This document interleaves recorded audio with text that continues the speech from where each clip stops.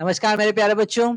यहाँ हम बात कर रहे हैं मोशन अंडर ग्रेविटी की, और मोशन अंडर ग्रेविटी में हमारे पास अलग अलग बहुत सारे केसेस बनते हैं। और आज हम एक स्पेशल केस का डिस्कशन करने वाले हैं, जिसे हम कहेंगे कि अगर हमने किसी बिल्डिंग की हाइट h से ऑब्जेक्ट को ड्रॉप नहीं किया है, vertical upward u initial velocity से थ्रो कर दिया है।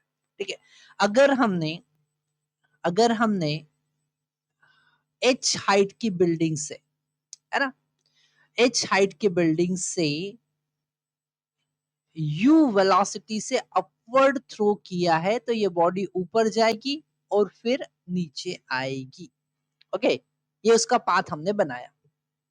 अब यहां पर अगर हमने ड्रॉप किया है, उसके कंपैरिजन में हम टाइम देखेंगे तो टाइम ज्यादा लगेगा, और वो टाइम हमें कैलकुलेट करना है। और एक और पॉइंट सबसे इंपॉर्टेंट है कि जब वो ग्राउंड पर हिट करेगी तो उसकी वेलोसिटी ड्रॉप करने के कंपैरिजन में ज्यादा होगी। अब वो क्यों ज्यादा होगी, वो सारे पॉइंट का हम बात करने वाले हैं। सबसे पहले हम यहाँ पर मोशन की इक्वेशन को समझते हैं कि जब कभी हम s is equal to U T plus half A T square लिखते हैं, या v square is equal to U square plus 2as लिखते हैं, इसका मतलब है s यहाँ पर वेक्टर क्वांटिटी है, s यहाँ पर डिस्प्लेसमेंट है, s यहाँ पर क्या है, डिस्प्लेसमेंट है। ठीक है, डिस्प्लेसमेंट मतलब कि final position minus initial position. और वही कॉन्सेप्ट हम यहाँ पर सबसे पहले यूज करेंगे। सबसे पहले हम फाइंड करेंगे इनिशियल वेलोसिटी, जो कि u गिवन है। सबसे पहले हम फाइंड करेंगे वेलोसिटी जिससे वो ग्राउंड पर हिट करेगा। ओके, तो यहाँ पर अगर हमने इनिशियल u वेलोसिटी से थ्रो किया है, आप सबसे पहले हेडिंग लिखेंगे when object throw with initial velocity u from building of height h, from height h height से हमने ऑब्जेक्ट को थ्रो किया, तो वो ऊपर जाएगा फिर नीचे आएगा। अब इस टोटल टाइम ऑफ फ्लाइट और फाइनल वेलोसिटी निकालने के लिए हम बहुत सारा कॉन्सेप्ट यूज कर सकते हैं, पर हम जो कॉन्सेप्ट यूज कर रहे हैं वो थर्ड इक्वेशन का यूज कर रहे हैं। हम सबसे पहले third equation of motion use कर रहे हैं, और यहाँ पर वर्टिकल अपवर्ड डायरेक्शन को हम पॉजिटिव कंसिडर कर रहे हैं, वर्टिकल डाउनवर्ड डायरेक्शन को हम नेगेटिव कंसिडर कर रहे हैं, इसलिए g नेगेटिव होगा और v square is equal to U square minus 2g s हम लिख सकते हैं। पर यहाँ पर s अगर हम डिस्प्लेसमेंट की बात करें तो माइनस h होगा। अगर हम टोटल डिस्प्लेसमेंट की बात करें तो यहाँ पर इनिशियल और यहाँ पर वो पहुंच गया फाइनल, डिस्प्लेसमेंट कितना होगा, माइनस h होगा। माइनस क्यों होगा, क्योंकि उसका फाइनल डिस्प्लेसमेंट h जो है वर्टिकली डाउनवर्ड हो रहा है। ये बहुत इंपॉर्टेंट पॉइंट है जो समझना है। अगर टोटल जर्नी की बात करें कि वो ऊपर गया और फिर नीचे आया, तो टोटल डिस्प्लेसमेंट कितना हुआ, तो ये ऊपर जाके यहां तक आने का डिस्प्लेसमेंट तो जीरो हो जाएगा। ऊपर जाके यहां तक आने का डिस्प्लेसमेंट कितना हो जाएगा, जीरो हो जाएगा। ओके, क्यों, क्योंकि पॉजिटिव ऊपर गया, नेगेटिव नीचे आया, पर ये बचा हुआ डिस्प्लेसमेंट जो कि नीचे आ रहा है वो है माइनस एच। और जब हम इसको यहां पर पुट करेंगे तो v square is equal to U square minus 2g minus H. Okay, तो यहां से v का वैल्यू हमको मिलेगा plus minus root U square plus 2gh। Okay, अच्छा, यहां पर हमने जब इसका रूट लिया, ये जो वेलोसिटी मिली इसका रूट लिया, तो प्लस माइनस दोनों वैल्यू मिलेगी, पर हम यहां पर माइनस चूज करेंगे। माइनस चूज करेंगे क्यों, क्योंकि फाइनल वेलोसिटी जो है वो वर्टिकली डाउनवर्ड होगी, यहाँ पर नेगेटिव डायरेक्शन में वो गिरेगा। फाइनल वेलोसिटी v जो होगी वो minus root U square plus 2gh होगी। ओके, और यहाँ पर जब फाइनल वेलोसिटी का मैग्नीट्यूड अगर हम फाइंड करना चाहते हैं, माइनस साइन तो इंडिकेट कर रहा है कि वर्टिकली डाउनवर्ड है, मैग्नीट्यूड क्या होगा, root U square plus 2gh। मतलब अगर हमने u वेलोसिटी से फेंका है, u अगर जीरो होगा तो वो रूट 2gh से गिरेगा, पर अगर इनिशियल वेलोसिटी u है तो उसका वेलोसिटी अब बढ़ जाएगा, जिससे वो ग्राउंड को हिट करेगा। ठीक है, छोटे छोटे कॉन्सेप्ट है जो बड़े इंपॉर्टेंट है, आपको ध्यान से समझना पड़ेंगे। और इसी इक्वेशन को अगर हम फर्स्ट इक्वेशन ऑफ मोशन में यूज करें, फर्स्ट इक्वेशन ऑफ मोशन में यूज करें, v is equal to U minus G T में यूज करें, तो यहाँ पर टाइम भी पता चल जाएगा कि वो कितने टाइम में रिटर्न करेगा। तो यहाँ पर v का value minus root V square plus sorry U square plus 2gh होगा, यू स्क्वायर प्लस 2gh होगा is equal to U minus G T. तो t यहाँ से हमको पता चलेगा, इंटरचेंज करेंगे और मिलेगा U square plus 2gh root plus u divided by g। तो यहाँ पर हमने ये भी देख लिया कि टाइम कितना लगेगा।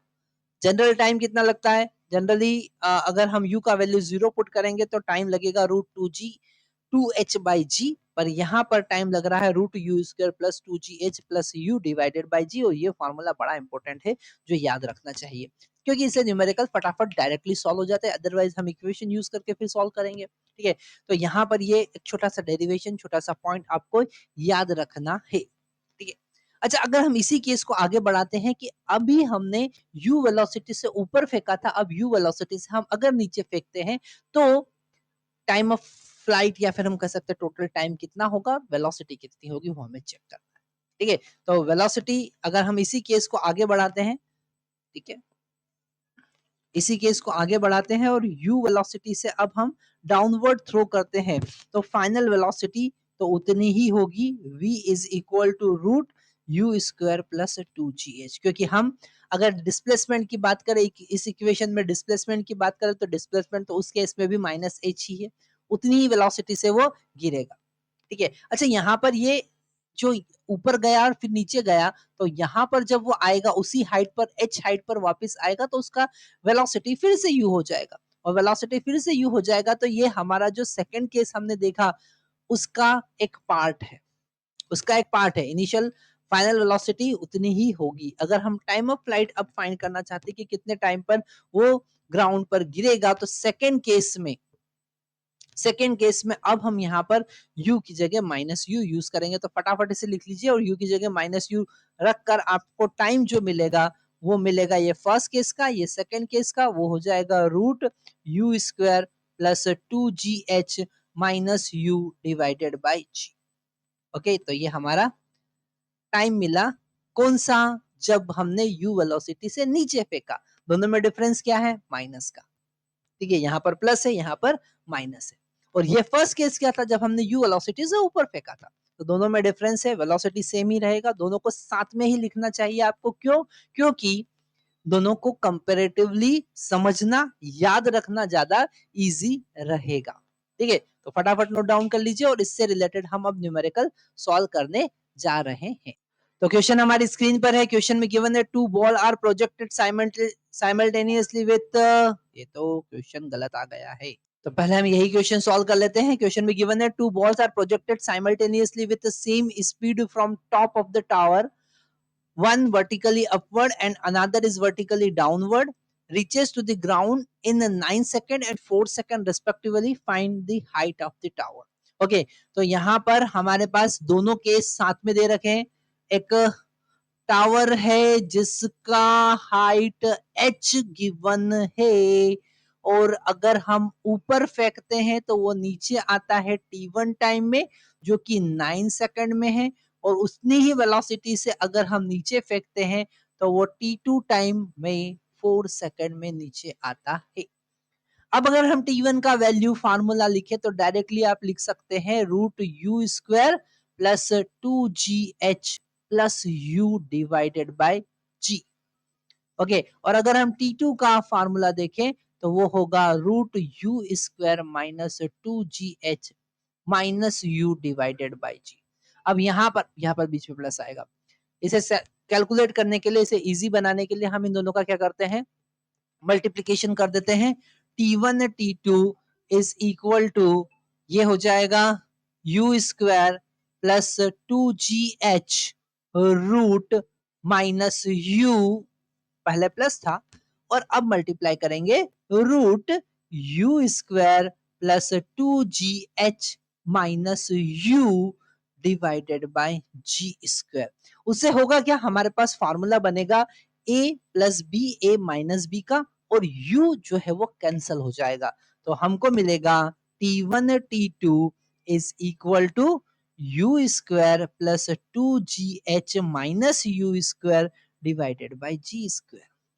ए स्क्वायर माइनस बी स्क्वायर, तो ए कितना है तो रूट से स्क्वायर कैंसिल हो जाएगा, और बी कितना है यू, है ना, यू स्क्वायर से यू स्क्वायर कैंसिल हो जाएगा, एच का वैल्यू आ जाएगा t1 t2 is equal to 2gh divided by G square, और एक जी कैंसिल हो जाएगा, एच का वैल्यू हमको मिलेगा 1/2 जी इंटू T1 T2, है ना। एच का वैल्यू मिल गया। अब एच का वैल्यू मिल गया तो 1/2 जी का वैल्यू कितना लेंगे 10 ले लेते हैं, T1 का वैल्यू 4 और सॉरी T1 का वैल्यू 9 और T2 का वैल्यू 4, तो ये 2 से कैंसिल करेंगे, 2 टाइम्स होगा और मिलेगा हमको 180 मीटर। ठीक है, 180 मीटर।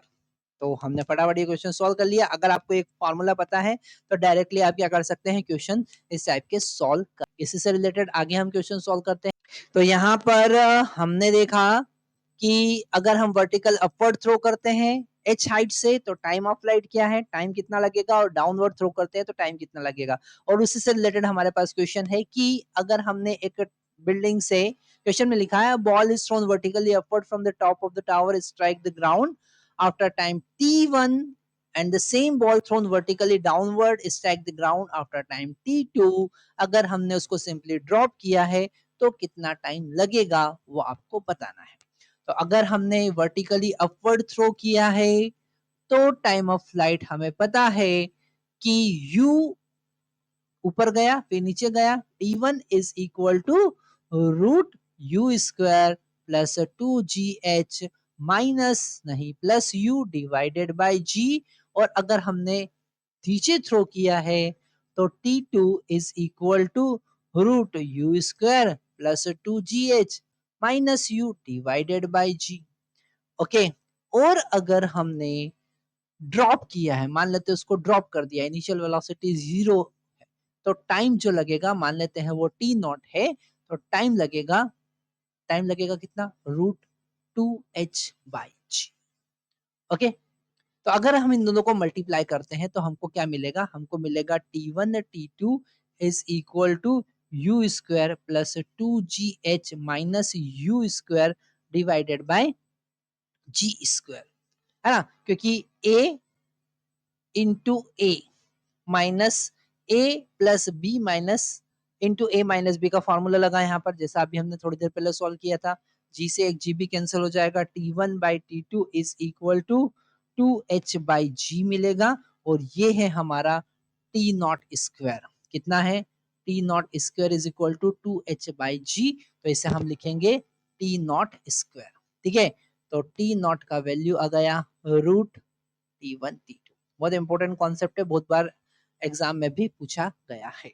ठीक है, तो हमने यहाँ पर आज इस लेक्चर में कौन सा कॉन्सेप्ट देखा, इस लेक्चर में हमने कॉन्सेप्ट देखा कि अगर h हाइट की बिल्डिंग से आपने वर्टिकल अपवर्ड थ्रो किया है या डाउनवर्ड थ्रो किया है तो टाइम ऑफ फ्लाइट कैसे होगा, और उस पर रिलेटेड न्यूमेरिकल आप कैसे सॉल्व कर सकते हैं।